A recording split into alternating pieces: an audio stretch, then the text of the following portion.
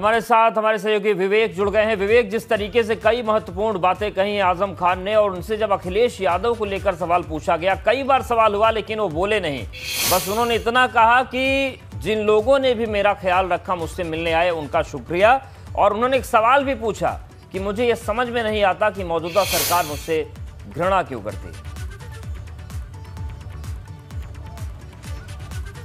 बिल्कुल अवधेश, सारी बातें आजम खान ने आज स्पष्ट कर दी। बहुत सारे सवाल थे लोगों के मन में भी और पूरे तंत्र के मन में भी, शासन सत्ता के मन में भी और समाजवादी पार्टी से लेकर सारी जो राजनीतिक पार्टियां हैं उनके मन में भी सारे सवालों का जवाब आजम खान ने बड़े घुमा फिरा कर दिया। जैसा कि उनका शायराना अंदाज है, वो किसी भी बात को शायराना अंदाज में प्रस्तुत करते हैं, उसका जवाब भी शायरी में देते हैं। तो आजम ने आज अपना जो करीब 27 महीने बाद जब वो जेल से बाहर आए हैं और अपने घर पर आए हैं, घर पर उन्होंने प्रेस कॉन्फ्रेंस में शायराना अंदाज में ही बातें की और इशारा किया। अखिलेश यादव को सीधे उन्होंने टिप्पणी करने से बचते रहे, सीधे कटघरे में खड़ा करने से, क्योंकि पहला सवाल था और सबसे मौजू सवाल था कि क्या अखिलेश से उनकी तल्खियां हैं, मुलायम सिंह यादव से उनकी तल्खियां हैं, जो नाइत्तेफाकियां हैं, क्या वाकई में ऐसा है। उन्होंने कहा कि कोई ऐसी बात नहीं है। नाराजगी की बात पूछी गई तो नाराजगी से भी आजम ने साफ इनकार कर दिया कि बोले कोई नाराजगी नहीं है, कोई तल्खियां नहीं है। यानी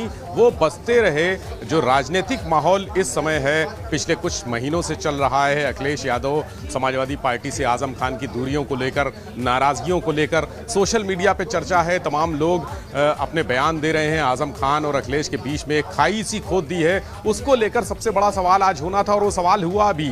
प्रेस कॉन्फ्रेंस में सबसे महत्वपूर्ण कई बार घुमा फिरा के सवाल पूछा गया, लेकिन आजम ने इस मामले पे अपनी सफाई देने की जरूरत नहीं समझी। उन्होंने शायराना अंदाज में इसको टाल दिया। यानी अभी ये भी पूछा गया कि क्या अखिलेश ने उनसे बात करने की कोशिश की, मुलायम सिंह यादव ने बात करने की कोशिश की, फोन पर बात करने की कोशिश की। उन्होंने साफ जवाब नहीं दिया। और ये सबसे बड़ा सवाल था जो बहुत सारी तस्वीरों को, बहुत सारे जो समीकरण है राजनीतिक, उनको साफ कर देता। आने वाले समय में क्या हो सकता है, क्या आजम खान और अन्य राजनीतिक दल मिलकर, क्या आजम खान समाजवादी पार्टी में रहेंगे या नहीं रहेंगे, क्या वाकई वो अखिलेश यादव से नाराज हैं या ये बनी बनाई बातें हैं, बनाई गई बातें हैं। किसी भी सवाल का जवाब उन्होंने साफ नहीं दिया। इतना जरूर कहा कि उनके ऊपर जो मुकदमे लगे हैं, यानी अपने जो राजनीतिक परिदृश्य था उसको किनारे करते हुए, उन्होंने टालते हुए बड़ी सफाई से टाल दिया।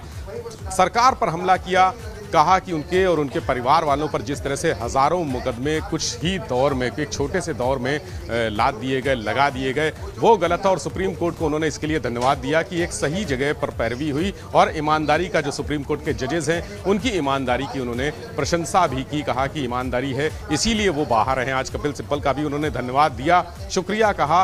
और ये भी कहा कि हालांकि उनके लिए शुक्रिया शब्द बहुत छोटी सी चीज़ है, उन्होंने जो किया है वो बहुत बड़ा योगदान है उनके इस घर परिवार के लिए, उनकी अपने जीवन के लिए। आजम जो उन्होंने ये कहा कि पूरे उनके 40 साल के राजनीतिक करियर में एक भी मुकदमा 323 यानी मारपीट तक का एक भी मुकदमा दायर नहीं हुआ और अचानक से इतने सारे मुकदमे 420 के धोखाधड़ी, बिल्कुल तमाम मामले हमारे साथ आप बने रहिए। कुछ और महत्वपूर्ण बातें एक बार सुना देते हैं कि आजम खान ने और क्या क्या कहा है, क्योंकि खुलकर तो कम ही बोले लेकिन घुमा फिरा कर इशारों में बहुत कुछ उन्होंने साफ कर दिया है। सुनते हैं। सद्बुद्धि आए। अलग बात कि जब दरोगा जी हमारा बयान लेने के लिए जेल में गए तो उन्होंने बहुत तारीफ करी कि आपने बड़ा अच्छा शहर बनाया है, यूनिवर्सिटी बड़ी अच्छी बनाई है।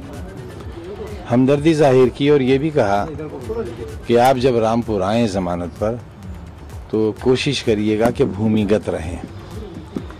आप पर इतने मुकदमे हैं कि आपका इनकाउंटर भी हो सकता है। जब ये थ्रेटनिंग मुझे जेल में मिल सकती है, उसके बाद तो फिर कोई अपना कोई पराया रह ही नहीं जाता। दरोगा जी हमारा बयान लेने के लिए जेल में गए तो उन्होंने बहुत तारीफ करी कि आपने बड़ा अच्छा शहर बनाया है, यूनिवर्सिटी बड़ी अच्छी बनाई है। हमदर्दी जाहिर की और ये भी कहा कि आप जब रामपुर आए जमानत पर तो कोशिश करिएगा कि भूमिगत रहें। आप पर इतने मुकदमे हैं कि आपका इनकाउंटर भी हो सकता है।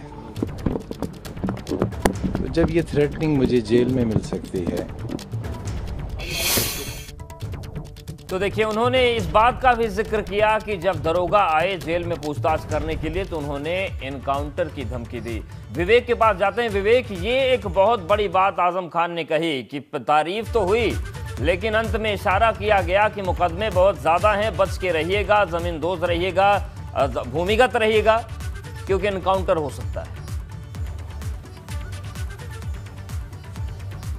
देखिए, अवधेश आजम 27 महीने जेल में रहे और जेल में रहने के दौरान भी उन पर कम यातनाएं नहीं हुई। उन्होंने साफ कहा कि उन्हें एक छोटी सी कोठरी में रखा जाता था और वो किस तरह खाते थे, किस तरह पीते थे, दाल मिलती थी उनको। उन्होंने सारी बातें बयां की कि जेल में उनका जीवन कैसा बीता। यानी एक जो रामपुर के जो बादशाह जिनको कहा जाता है, यहाँ रामपुर के सबसे बड़े राजनीतिक शख्सियत आदमी हैं, प्रदेश की एक बहुत बड़े ओहदेदार हैं, बहुत बड़ा नाम है आजम खान का, लेकिन उनके साथ जेल में जो सलूक हुआ उसकी उनके मन में पीड़ा है। और जेल में ही उनको ये कहा गया, जैसा उन्होंने प्रेस कॉन्फ्रेंस पे खुद कहा, कि एक दरोगा ने बयान लेने के दौरान उनसे कहा कि वो बच के रहें और रामपुर में अंडरग्राउंड रहें, भूमिगत रहें, सुरक्षित रहें। यानी ये बड़ा इशारा था कि उनके साथ कोई अनहोनी घटना भी घट सकती है।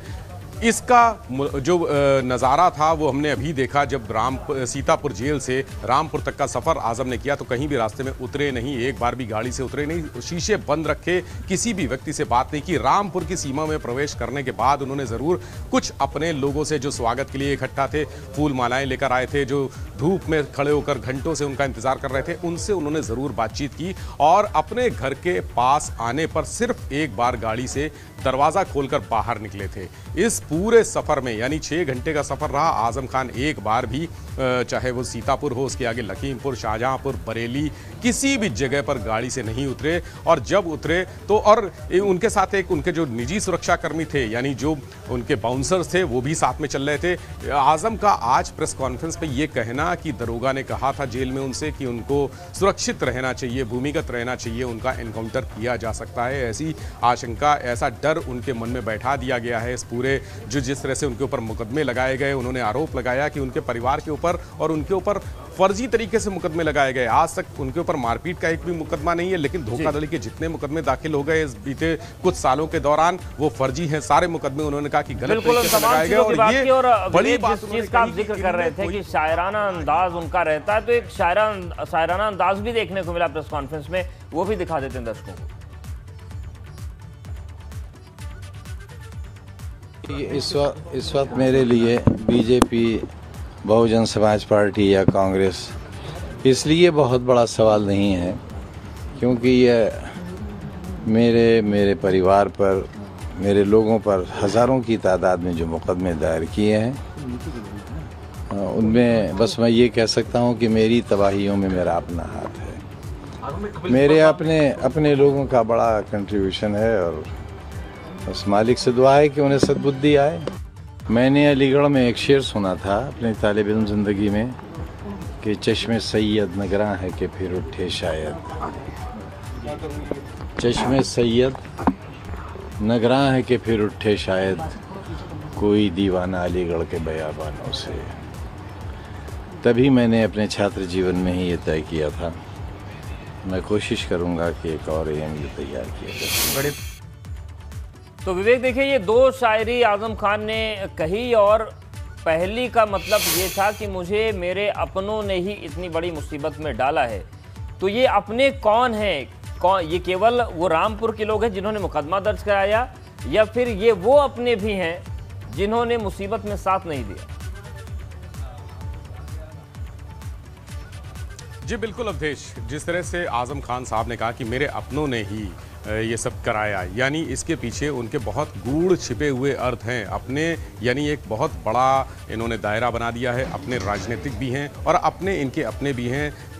प्रेस कॉन्फ्रेंस में उन्होंने एक बात और कही, आपने गौर की होगी कि जिन लोगों को उन्होंने ज़मीनें बेची, उन्हीं लोगों ने उनकी रकम से कई गुना ज़्यादा ज़मीन बेच ली। और जो ज़मीन जिस समय अगर उसका 2000 का रेट था तो उन्होंने उसके 10,000 रेट दिए। यानी प्रेस कॉन्फ्रेंस में इस बात को कहा, यानी उनके कुछ अपने ही ऐसे लोग थे जिनको उन्होंने ज़मीनें बेची बेची और उन्हीं लोगों के ऊपर ये इशारा भी था। ये इशारा उन्हीं लोगों के ऊपर जा रहा है जिनका उन्होंने भला किया, जिनके साथ उन्होंने काम किया, जिनके साथ उन्होंने बहुत सारे जो विकास की डेवलपमेंट की योजनाएं थी वो बनाई। उन लोगों ने ही गलत तरीके से जो प्रेजेंट किया उनको, उन लोगों को ही उन्होंने इशारा किया कि मेरे अपनों ने ही मुझे परेशान किया और जो मुकदमे हैं, जो जिस तरह से सारी कानूनी कार्रवाई चल रही है पिछले कुछ दिनों में, उसमें भी उनके अपनों का ही हाथ था। जो दरोगा गया था आजम खान से जेल में बयान लेने, उनका भी एक छिपा इशारा था कि वो भी उनका अपना ही था, लेकिन उसने छिपी हुई चेतावनी के पीछे धमकी दे डाली कि आजम खान अगर आप यहाँ पर आएंगे रामपुर में तो आपका इनकाउंटर हो सकता है, भूमिगत रहिए, अंडरग्राउंड रहिए। यानी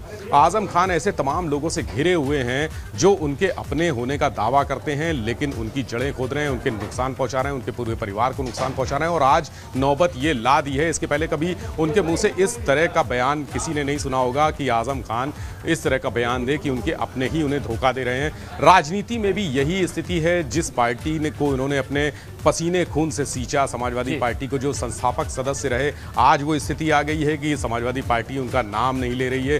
अखिलेश यादव को उनका नाम लेने में सोचना पड़ता है, उनसे जेल में मिलने के लिए सोचना पड़ता है। आजमगढ़ जेल गए, बनारस जेल गए, तमाम जेलों में गए, समाजवादी पार्टी के कार्यकर्ता तो बंद ये रहे। इशारा ये भी जो है किया आजम खान ने, उसका दायरा बहुत बड़ा है। विवेक, हमारे साथ आप बने रहिए।